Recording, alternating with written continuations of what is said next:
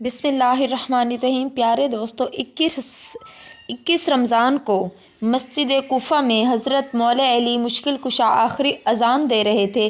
پرندے جنات چیخنے لگے اور حضرت جبرائیل علیہ السلام تمام انسانوں سے کہنے لگے کہ اے انسانوں، آج آخری مرتبہ علی کی آواز میں اذان سن لو۔ مولا علی علیہ السلام اذان دے کر اللہ کی عبادت کر رہے تھے۔ جیسے ہی آپ نے سجدہ کیا تو عبد الرحمن ابن ملجم زہر میں ڈوبی ہوئی تلوار امام علیہ السلام کے سر پر زور سے ضرب لگاتا ہے۔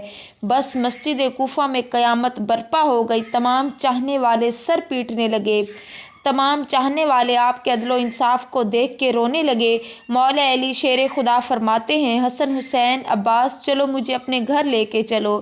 آپ اپنے بیٹوں کے سہارے سے جیسے ہی گھر کے قریب پہنچتے ہیں تو فرماتے ہیں، عباس، جو لوگ ہمارے پیچھے آ رہے ہیں ان سب سے کہو کہ گھر چلے جائیں۔ تو کسی نے عرض کیا، یا امیر المومنین، یہ سب آپ کے چاہنے والے ہیں، اس حالت میں آپ کو کیسے چھوڑ کے چلے جائیں گے؟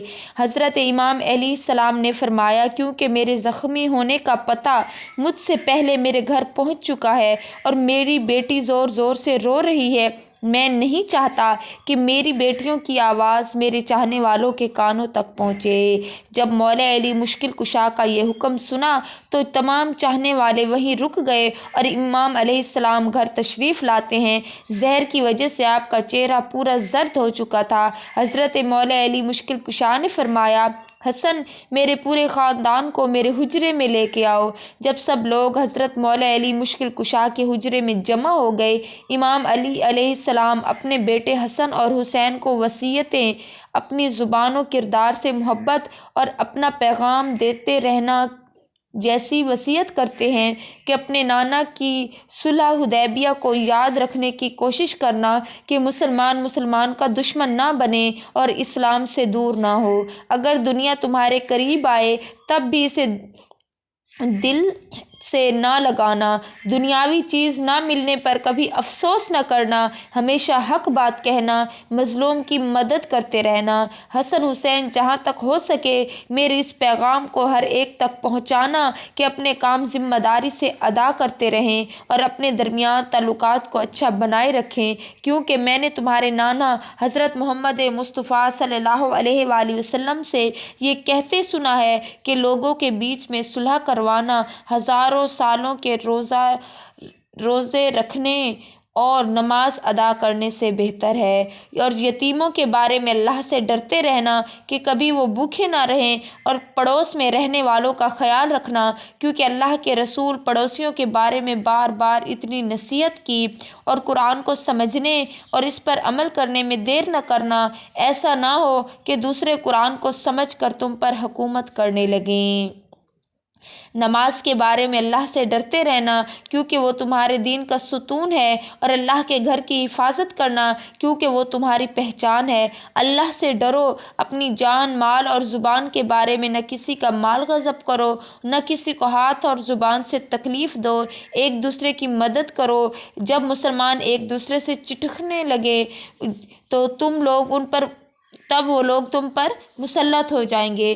اگر تم فریاد بھی کرو گے تب بھی تمہاری آواز سننے والا کوئی نہ رہے گا، اور سارے عبد المطلب کے بیٹوں کو خبردار کر دو کہ اگر اس ضرب سے میری شہادت ہو جائے تو میرے قاتل کو بھی صرف ایک ہی ضرب مارنا، اگر وہ بچ جائے تو اسے آزاد کر دینا، اور اگر وہ مر جائے تو اس کے جسم کی بے حرمتی نہ کرنا، اس کے جسم کو ایسے نہ کاٹنا، کیونکہ میں نے اللہ کے رسول سے سنا ہے کہ کسی مرے ہوئے کے جسم کو اگر کاٹا جائے، وہ پاگل کتا ہی کیوں نہ ہو، تو منع ہے۔ حسن، میرے جنازے میں کسی کو شریک نہ کرنا، پیچھے سے حسن و حسین تم اٹھانا، آگے سے جبرائیل و میکائیل اٹھائیں گے، اور اس کو ایک اونٹنی پر رکھ دینا، جہاں وہ اونٹنی رکے گی وہاں میری قبر بنی ہوئی ہوگی، اور میری قبر کا کسی انسان کو نہ بتانا، کیونکہ اللہ کے دین کے دشمن یہ چاہیں گے کہ میری قبر کھود کے میرے جسم کی بے حرمتی کرے۔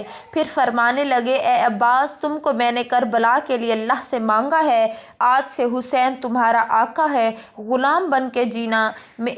امام حسین کو دیکھا اور رو کے فرمانے لگے، اے حسین، تیری شہادت کی خبر ہے، تیرے نانا نے تیری آمد کے وقت ہی سنا دی تھی، تجھے 3 دن کا بھوکا پیاسا کر کے کربلا کے میدان میں شہید کیا جائے گا، تیرے بچوں کو ساتھیوں کو بے دردی سے مارا جائے گا۔ حسین، تیری شہادت کے بعد میری بیٹیوں کو رسیوں سے باندھا جائے گا۔ حسین، اللہ کے دین کے لیے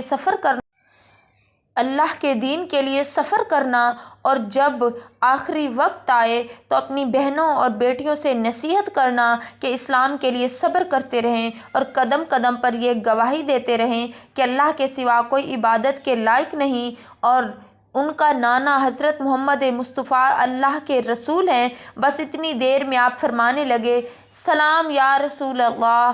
سارا خاندان چیخ کر رونے لگا۔ مولا علی مشکل کشا فرمانے لگے، اللہ کے محبوب اور تمہاری ماں فاطمۃ الزہرا سلام اللہ علیہا مجھے لینے آئے ہیں۔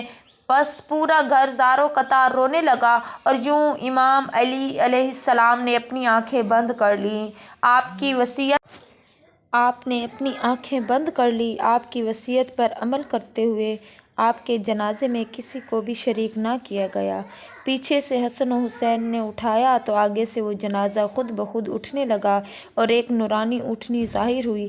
جنازے کو اس پر رکھا گیا اور وہ کوفے سے باہر نکلی جہاں ایک چمکدار پتھر دار تھا۔ جیسے ہی امام حسن و حسین نے اس پتھر کو ہٹایا تو اس پتھر کے نیچے قبر بنی ہوئی تھی جس کے اوپر لکھا ہوا تھا کہ یہ قبر اللہ کے نبی نوح کے لیے نہ تھی بلکہ اللہ کے شیر خدا کے لیے بنائی گئی تھی، اللہ کے ولی علی ابن حبیب علیہ السلام کے لیے تھی۔ سلام ہو اللہ کے ولی امام علی علیہ السلام کی عظمت پر، سلام ہو شیر خدا نفس نبی مومنوں کے امیر حیدر کرار پر۔